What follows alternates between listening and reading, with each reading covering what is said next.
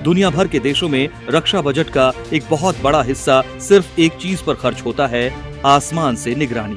क्या आप जानते हैं कि सीमा पर 24 घंटे बाद जैसी नजर रखने के लिए अमेरिका के जिस टीकॉम एरोस्टेट सिस्टम का इस्तेमाल दुनिया करती है, उसकी एक यूनिट की कीमत ही करोड़ों डॉलर में होती है। ऊपर से मेंटेनेंस का भारी भरकम खर्च अलग। लेकिन अब भारत ने इस ग्लोबल मोनोपोली को पूरी तरह से ध्वस्त कर दिया है। भारत ने रक्षा के क्षेत्र में एक और गेम चेंजिंग स्वदेशी कामयाबी हासिल की है।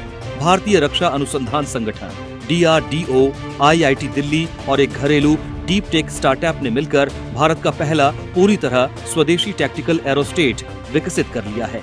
इसका सफल प्रदर्शन भी किया जा चुका है। ये कामयाबी सिर्फ एक तकनीक का बनना नहीं है, बल्कि अमेरिका जैसे देशों पर भारत की दशकों पुरानी निर्भरता को हमेशा के लिए खत्म करना है। आसमान में उड़ता हुआ परमानेंट सर्विलांस टावर, बहुत ही आसान शब्दों में समझें तो यह टैक्टिकल एरोस्टेट आसमान में तैरता हुआ एक स्थायी और बेहद मजबूत सर्विलांस टावर है। देखने में यह एक बहुत बड़े गुब्बारे या एयरशिप जैसा लगता है, जिसके अंदर हवा से हल्की गैस जैसे हीलियम या हाइड्रोजन भरी जाती है। क्योंकि ये गैसें वातावरण की हवा से बहुत हल्की होती हैं, इसलिए यह भारी भरकम ढांचा बिना किसी फ्यूल या इंजन के बेहद आसानी से ऊपर उठ जाता है। एक बार हवा में जाने के बाद इसे जमीन से केबल और एडवांस्ड कंट्रोल सिस्टम के जरिए पूरी तरह नियंत्रित किया जाता है। एक्सपर्ट्स के मुताबिक इस स्वदेशी एरोस्टेट को जरूरत के हिसाब से 1 किलोमीटर से लेकर करीब 20 किलोमीटर तक की भारी ऊंचाई पर तैनात किया जा सकता है। इतनी ऊंचाई पर बैठने का सबसे बड़ा फायदा यह होता है कि इसके नीचे लगे सेंसर्स को मीलों दूर तक का लाइन ऑफ साइट यानी एकदम साफ और सीधा व्यू मिलता है। जब हमारे पास आधुनिक ड्रोन और सैटेलाइट मौजूद हैं, तो फिर एरोस्टेट की क्या जरूरत पड़ी? इसके पीछे ठोस वजहें हैं। लगातार टिके रहने की क्षमता। एक मिलिट्री ग्रेड ड्रोन ज्यादा से ज्यादा 24 से 48 घंटे ही हवा में रह सकता है, क्योंकि उसे फ्यूल या बैटरी की जरूरत होती है। वहीं एरोस्टेट बिना किसी अतिरिक्त ऊर्जा के हफ्तों या महीनों तक लगातार एक ही जगह आसमान में डटा रह सकता है। ज्यादा पेलोड कैपेसिटी ड्रोन के मुकाबले एरोस्टेट कहीं ज्यादा वजनदार उपकरण अपने साथ ले जा सकता है। इसके निचले हिस्से में हाई रेजोल्यूशन कैमरे, थर्मल कैमरे, night vision, infrared sensor, radar और हैवी कम्युनिकेशन रिले सिस्टम एक साथ फिट किए जा सकते हैं।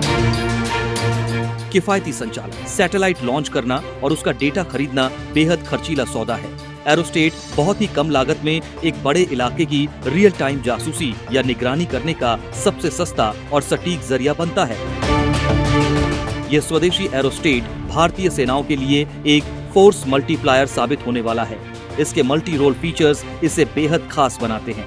एक 24 घंटे 7 दिन घुसपैठ पर नजर। भारत की सीमाओं पर दुर्गम पहाड़ियां, घने जंगल और नदी नाले हैं, जहां जमीन से नजर रखना मुश्किल होता है। यह एरोस्टेट वहां दुश्मन की हर छोटी बड़ी हलचल, संदिग्ध मूवमेंट और आतंकवादियों की घुसपैठ को तुरंत पकड़ लेगा। 2.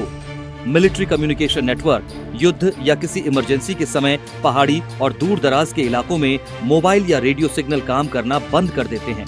ऐसे में इस एरोस्टेट पर कम्युनिकेशन रिले पेलोडर लगाकर इसे एक फ्लाइंग मोबाइल टावर में बदला जा सकता है, जो सेना के सुरक्षित सिग्नलों को बिना किसी रुकावट के आगे बढ़ाएगा। 3. लॉजिस्टिक्स एंड रसद सपोर्ट। इस तकनीक का एक बेहतरीन इस्तेमाल दुर्गम पोस्ट पर तैनात सैनिकों तक जरूरत पड़ने पर रसद, सामान और जरूरी दवाइयां पहुंचाने में भी किया जा सकता है।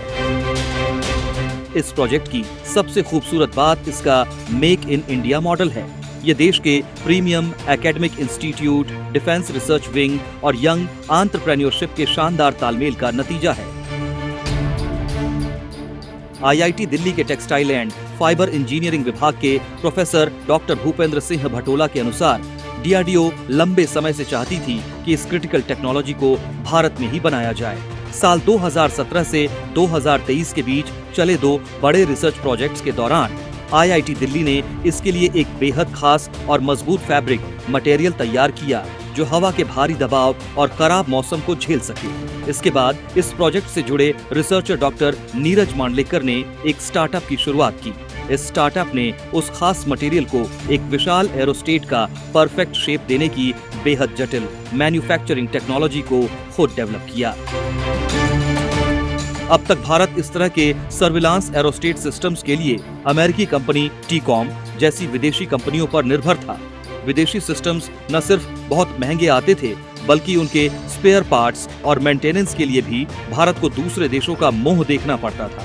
कई बार संवेदनशील समय पर ऐसी तकनीकों के ट्रांसफर पर वैश्विक पाबंदियां भी लग जाती थीं। लेकिन अब मटेरियल से लेकर इसके डिजाइन और सॉफ्टवेयर तक सब कुछ भारत में तैयार हुआ है। ये बड़ी उपलब्धि सिर्फ डिफेंस सेक्टर तक सीमित नहीं रहेगी।